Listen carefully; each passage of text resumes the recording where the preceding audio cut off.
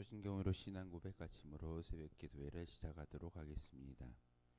나는 전능하신 아버지 하나님 천지의 창조주를 믿습니다. 나는 그의 유일하신 아들 우리 주 예수 그리스도를 믿습니다. 그는 성령으로 잉태되어 동정녀 마리아에게서 나시고 본디오 빌라도에게 고난을 받아 십자가에 못 박혀 죽으시고 장사된 지 사흘 만에 죽은 자 가운데서 다시 살아나셨으며 하늘에 오르시어 전능하신 아버지 하나님 우편에 앉아 계시다가 거기로부터 살아있는 자와 죽은 자를 심판하러 오십니다. 나는 성령을 믿으며 거룩한 공교회와 성도의 교제와 죄를 용서받는 것과 몸의 부활과 영생을 믿습니다. 아멘. 찬송가 103장 함께 찬양하겠습니다. 찬송가 103장입니다.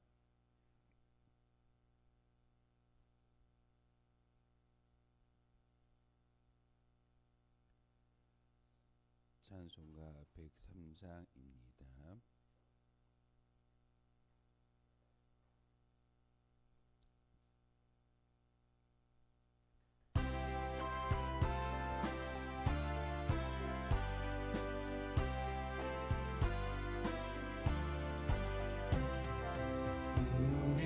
주님 예수께 기쁜 찬송 드리세. 하늘 높은 곳에도 주의 영광 넘치네. 주의 크신 능력이 어두운 권세 묶었네. 원수들을 물리쳐 주 뜻대로 되도다. 밤하늘의 별들도 주의 영광 찬양해. 무엇으로 그 영광 비교할 수 있으랴. 우리 주님 오시면 사랑 은혜 넘치고 영광스런 면류관 내게 씌워주시네.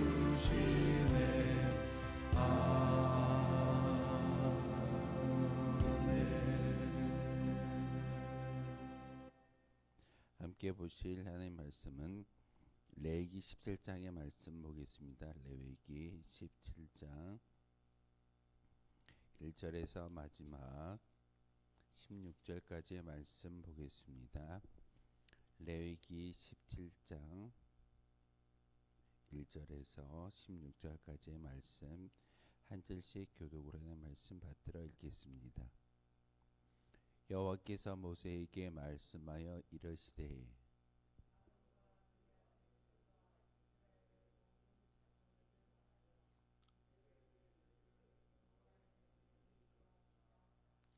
이스라엘의 집의 모든 사람이 소나 어린 양이나 염소를 진영 안에서 잡든지 진영 밖에서 잡든지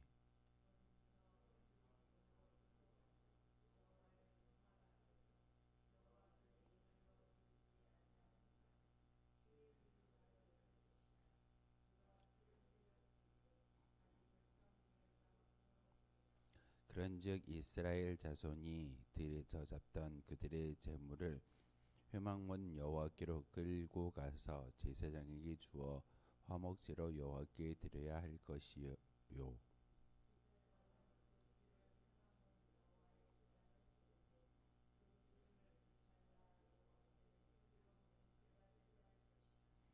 그들은 전에 음란하게 섬기던 순염소에게 다시 제사하지 말 것이니라. 이는 그들이 대대로 지킬 영원한 규례니라.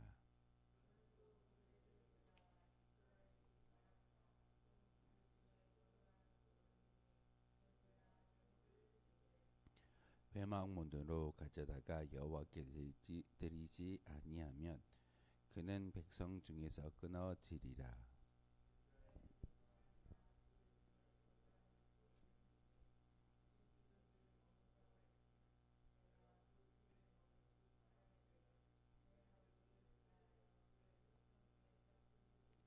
육체의 생명은 피에 있음이라. 내가 이 피를 너희에게 주어 제단에 뿌려 너희의 생명을 위하여 속죄하게 하였나니 생명이 피에 있으므로 피가 죄를 속하느니라.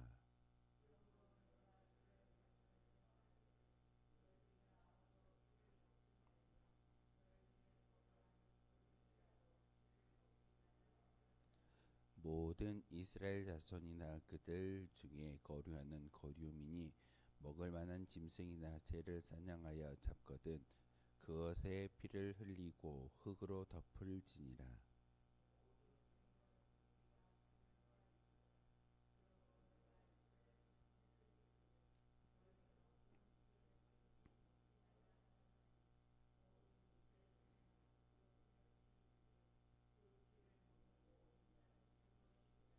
또 스스로 죽은 것이나 들 짐승에 찢겨 죽은 것을 먹는 모든 자는 본토인이거나 거류민이거나 그의 옷을 빨고 물로 몸을 씻을 것이며 저녁까지 부정하고 그 후에는 정하려니와.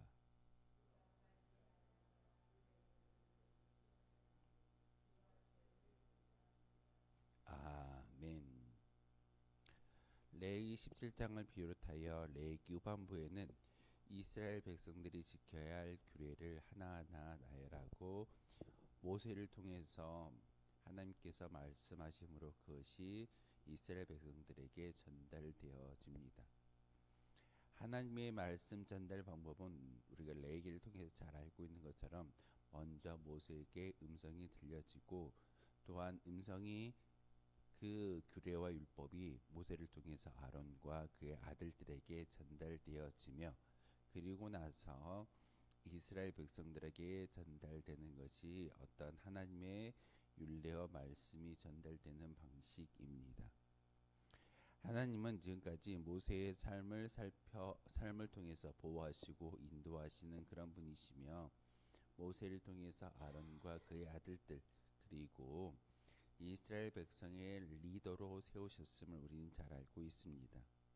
하나님은 이스라엘 백성과 말씀하실 때 언제나 당신의 종이었던 모세를 통해서 음성을 들려주시는 것이 하나님의 방법입니다. 하나님은 모세를 통하여 먼저 아론과 그의 아들들에게 말씀하셨고 그 다음에 이스라엘 모든 자손들에게 말씀하셨던 것을 우리에게 보여주고 있습니다. 이것은 하나님께서 귀한 하나님의 율례와 율법 그리고 그 모든 음성이 질서의 하나님이신 것을 모세를 통해서 또한 아론을 통해서 이스라엘 백성들에게 전달되어지는 그 모든 것들을 통해서 하나님은 질서를 다시 한번 가르쳐 주고 계십니다. 하나님의 귀한 말씀이 모세와 아론과 그의 아들들과 제사장들 그리고 이스라엘 백성들에게 전달되어지는 그 모습을 통해서 우리는 교회 안에 우리가 믿는 믿음의 공동체 안에서도 질서를 지키고 하나님의 질서의 하나님이신 것을 다시 한번 깨달아 알기를 원하시는 그런 뜻이 오늘 본문을 통해서 주어지고 있습니다. 그런데 오늘 특별히 17장을 통해서 고기에 대한 이야기를 참 많이 들려주고 있습니다. 사실 레위기 17장에 이 말씀이 제정되기 전에는 이스라엘 백성들은 아무 곳에서나 도축을 하였고 고기를 먹을 수 있는 그런 자유함이 있었습니다. 그런데 하나님께서는 반드시 고기를 잡을 때 회막문에 와서 제사장을 통해서 그 고기를 잡게 하셨고 그리고 나서 그 피가 먼저 하나님 제단에 뿌려짐을 통하여서 나머지 고기는 먹을 수 있다라고 말씀을 전하여 주고 있습니다. 이 제도가 제정되기 전에는 백성들이 어느 곳에서나 짐승을 잡을 수 있었습니다. 사실 레위기 17장의 말씀이 있기 전에는 모든 이스라엘 백성들은 아무 곳에서나 재물을 잡아서 고기를 잡아서 먹고 또한 그 음식을 나누는 것이 그들의 문화였습니다. 그러나 이 제도가 성립됨으로써 그들은 그러한 자유를 상실하게 됩니다. 자유를 상실했다라고 제가 말씀을 드렸지만 하나님은 이 제도는 일시적인 불편함을 갖는 부정적인 면보다는 오히려 긍정적인 백성들에게 돌아가는 유익이 훨씬 더 많았음을 이야기하고 있습니다.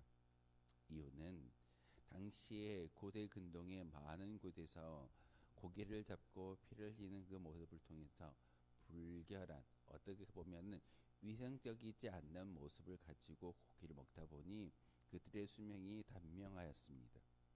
그런데 하나님은 바로 이스라엘 백성들에게 이 규례를 규정해 줌으로써 어떤 고기를 잡을 때도 조금은 위생적인 모습으로 피를 다 쏟아내 버리고 기름을 태움으로써 나머지 고기만을 먹을 수 있는 그런 규례와 율법을 제정해 주셨습니다. 하나님의 뜻이 바로 이 규례를 통해서 우리에게 전달되고 있는데, 하나님께서는 회막문 앞에서 짐승을 잡도록 하신 것은 여러 가지 의미가 내포되어져 있습니다. 바로 그 근본적인 의도는 생명에 대한 하나님의 절대적인 관심의 표명이라는 데 있습니다. 짐승을 잡고 피를 흘리는 것, 이것은 하나님이 이 세상을, 자연 만물을 만드신 그 창조주임을 우리가 믿고 의지하는 것이 그 동물을 죽이는, 그 동물을 잡는 위치를 통해서 하나님은 우리에게 규정하고 있습니다.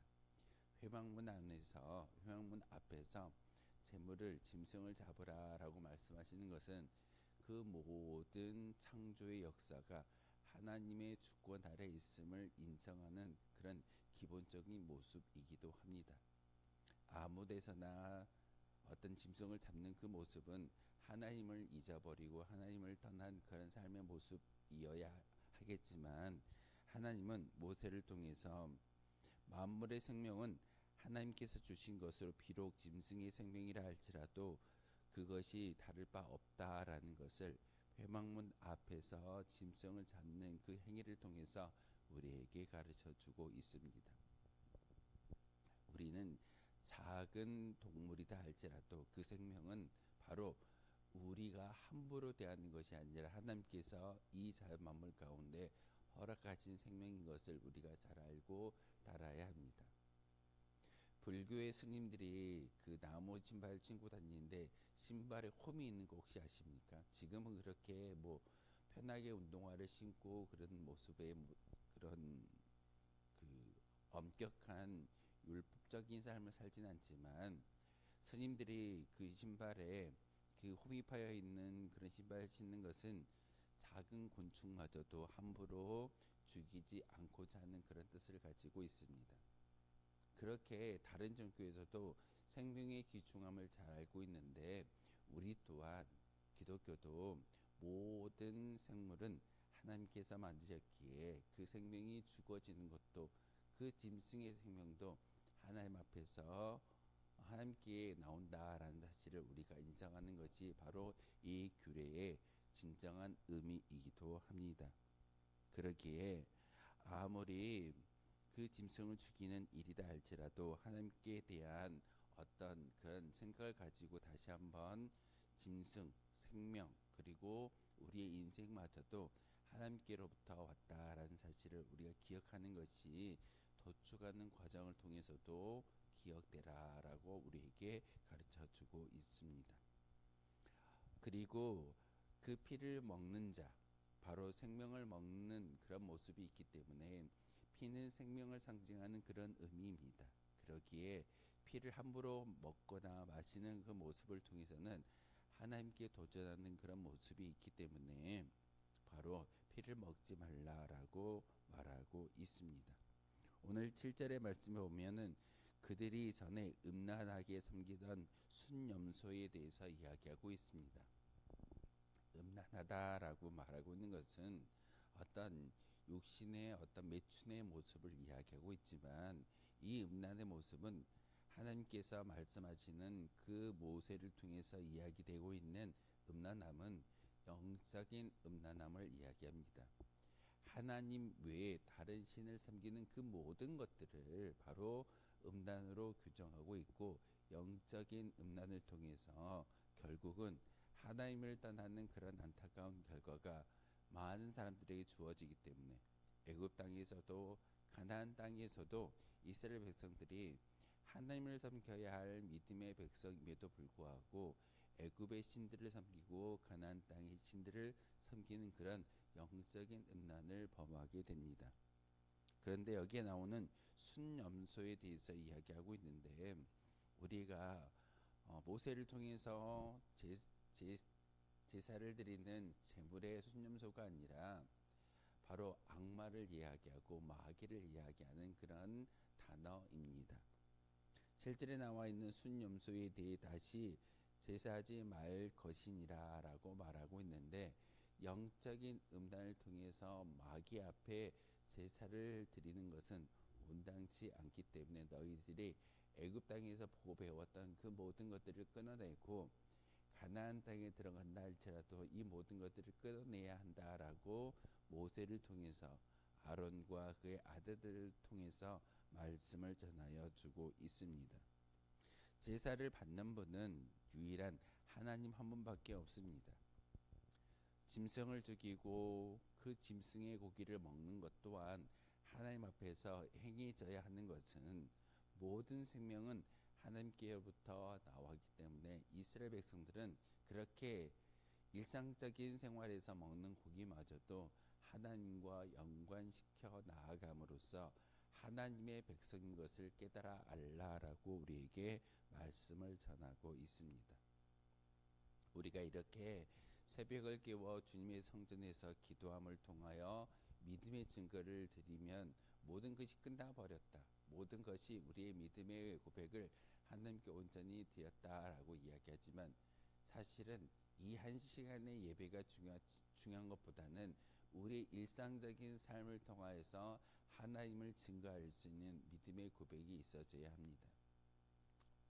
이스라엘 백성들이 회막문에 짐승을 가져다가 그곳에서 그 짐승을 죽이고 피는 먹지 말라라고 말씀하셨던 이 규례는 어찌 보면은 불편하고 자유를 상실한 것처럼 보이지만, 하나님은 진정한 삶의 자리에서도 하나님을 기억하고 하나님의 백성으로 살아가라고 우리에게 명령하고 있습니다.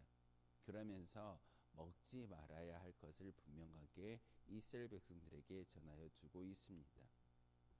예전에 저도 어렸을 때 기억해 보면은 어떤 동물을 잡아 죽이다가 어른들이 먹을 때 먹기 전에 꼭 고기를 그 틀에다가 던지는 것을 본 기억이 있습니다.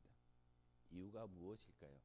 지나가는 짐승에게 준다라는 말을 하고는 있지만, 사실은 오늘 본문에 나와 있는 것처럼 그 재물을 마귀에게 주는, 또한 눈에 보이지 않는 그런 귀신에게 주는 모습을 통해서 귀신을 섬기고 마귀를 섬기는 그런 자연스러운 풍습이 우리나라에도 분명히 있었습니다.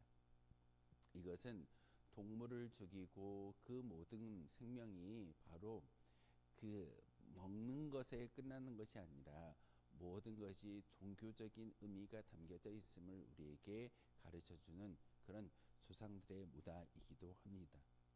그래서 하나님은 오늘 말씀을 통해서 피를 먹지 말라라고 이야기하고 규정하고 규례를 주신 것은 생명의 근원이 어디에 있는지를 분명히 알라는 하나님의 명령이기도 합니다. 피를 먹지 말라, 바로 피가 생명을 상징하고 있음을 성경의 여러 곳을 통해서 언급하고 있는데, 피를 먹는다라는 것은 생명의 주권자인 하나님에 대해서 대항하는 일이기도 합니다. 그러기에 우리는 피에 대해서, 생명에 대해서 존귀하게 여길 수 있어야 되는 것이고, 그리고 하나님께서 이 자연 만물, 심지어는 동물과 식물과 모든 이 자연 속에 기생하는 모든 것들은 하나님께서 창조하셨음을 우리가 인정하고 감사할 수 있을 때만이 진정한 믿음이 있다라고 말씀을 드릴 수가 있습니다. 그런데 오늘 율법을 통해서 스스로 죽어져 있는 동물, 그리고 들 짐승에게 찢겨져 죽은 동물의 사체를 만지면 부정하다라고 말하고 있는데, 그 모든 것은 어찌 보면은 부정한 영향을 접하는 그러한 모습 가운데 우리가 끊어내야 한다라는 것을 이야기하고 있습니다. 죽은 가축이나 동물을 먹는 것은 하나님께서 금하신 피를 먹지 말라라는 규례에 저촉되는 일이기도 합니다. 만이 이러한 것을 먹었으면 몸과 의복을 씻어 정결하게 해야 한다라고 오늘 규례를 통해서 우리에게 말씀을 전하고 있습니다. 바로 하나님께서는 짐승을 잡을 때 반드시 회막문 앞에서 잡고 그 피와 기름을 먹지 말라라고 오늘 레위기 17장을 통해서 말씀하고 있는데, 바로 하나님께서 희생 제물로 드리라라는 규례를 정하여 주었고, 생명을 죽일 때 또한 생명을 잡을 때 하나님께서 그 생명을 주셨음을 항상 기억하라는 규례이기도 합니다. 우리의 생명도 마찬가지입니다. 우리의 영혼도 하나님께서 주셨기 때문에 하나님께서 우리의 영혼을 긍휼히 여기시고 또한 은혜를 베푸셔야지만 우리가 천국에 들어갈 수 있는 은혜를 우리가 입을 수 있다는 사실입니다. 바로 우리는 이러한 규례가 하나님께서 이스라엘 백성들을 보호하시려는 것과 생명을 존중히 여기시는 것을 분명하게 우리에게 가르쳐주고 있습니다. 그러기에 내 생명이 귀중하고 내가 행복해야 되는 존재인 것처럼 남도 남의 생명도 존중히 여겨야 되는 것이고, 심지어는 동물의 생명도 존중히 여겨야 할 그런 근거가 바로 여기에 있습니다. 우리는 무엇을 하든지 먼저 하나님의 뜻을 살핀 후에 그에 합당한 행동을 취해야 함을 오늘 본문을 통해서 우리에게 가르쳐주고 있습니다. 회막문 앞에서 짐승을 잡는 것, 바로 하나님의 뜻을 구하는 그런 행위일 것입니다. 그러기에 우리가 작은 일을 한다 할지라도 하나님의 뜻을 먼저 구하고 하나님의 계획을 먼저 깨달아 알므로써 우리가 진정 하나님의 거룩한 백성인 것을 마음속에 새기며 나아갈 수 있어야 합니다. 이유는 왜냐하면 우리는 하나님의 백성이기 때문에 그렇습니다. 여러분이 하나님의 나라의 백성으로 살아갈 수 있는 것은 우리가 먼저 작은 일을 한다 할지라도, 작은 동물을 죽이고 그 동물의 고기를 먹는다 할지라도 그것을 먼저 회막문으로 가져가는 이스라엘의 규례, 그것을 우리에게 가르쳐 주는 것은 우리가 작은 일을 할 때 먼저 하나님께 묻고 기도하고 하나님의 뜻을 밝히 알아야 한다라는 그런 규례이기도 합니다. 오늘날 우리에게 주어지는 많은 규례가 분명히 있을 겁니다. 이스라엘 백성들이 지켜야 할 그 규례를 우리가 지켜야 할 의무는 없지만 하나님의 영적인 뜻과 그 생각, 의미에 대해서 다시 한번 생각할 수 있어야 합니다. 먼저 하나님의 뜻을 살핀 후에 그에 합당한 행동을 취하는 것이 성도의 바른 본분입니다. 그래서 우리가 새벽을 깨워 기도하고 하나님의 음성을 마음속에 새기며 온 하루도 하나님의 뜻에 부합되어진 삶을 살기 위해서 노력하는 것이 우리의 모습일 줄 압니다. 다시금 오늘 레위기 10장을 통해서 우리에게 주어졌던 그 규례를 다시금 영적으로 해석함으로써 음란하게 여기고 음란하게 행동하는 것이 아니라 하나님만을 온전히 섬길 수 있는 저와 여러분 되어주시기를 주님의 이름으로 소망하겠습니다. 기도하겠습니다. 거룩하신 주님, 참으로 감사를 드립니다. 오늘도 제물을 드릴 곳과 또한 피를 먹지 말라라는 귀한 말씀을 우리에게 음성 들려주셨습니다. 하나님, 이 자연 마블의 모든 생명은 하나님께로부터 시작되어졌고 그 생명을 귀중히 여겨야 할 믿음의 성도가 바로 우리인 것을 말씀을 통해서 알게 하셨습니다. 단지 규례와 율법을 통해서 자유가 억압되어지는 것처럼 보이지만 결국은 하나님의 뜻을 바로 깨달아 알 수 있는 규례를 우리에게 허락해 주셨음을 알게 하셨으며, 우리가 하나님 나라의 거룩한 백성으로 살아갈 때 먼저 작은 일이다 할지라도 하나님께 기도함으로 묻고 의뢰하는 것이 온당한 성도의 모습인 것을 오늘 말씀을 통해서 깨닫게 하셨사오니 하나님, 이 시간 기도할 때 우리의 심령 가운데 성령의 충만함을 주시고 하나님의 음성을 들음으로써 온전한 하나님의 영광을 돌려드릴 수 있는 거룩한 성도가 되게 도와주옵소서. 이 시간 기도할 때 하나님 함께하여 주시고 우리의 모든 기도의 간구에 귀 기울여 주옵소서. 예수 그리스도의 이름으로 기도하옵나이다. 아멘. 하늘에 계신 우리 아버지, 아버지의 이름을 거룩하게 하시며 아버지의 나라가 오게 하시며 아버지의 뜻이 하늘에서와 같이 땅에서도 이루어지게 하소서. 오늘 우리에게 일용할 양식을 주시고 우리가 우리에게 잘못한 사람을 용서하여 준 것 같이 우리 죄를 용서하여 주시고 우리를 시험에 빠지지 않게 하시고 악에서 구하소서. 나라와 권능과 영광이 영원히 아버지의 것입니다. 아멘.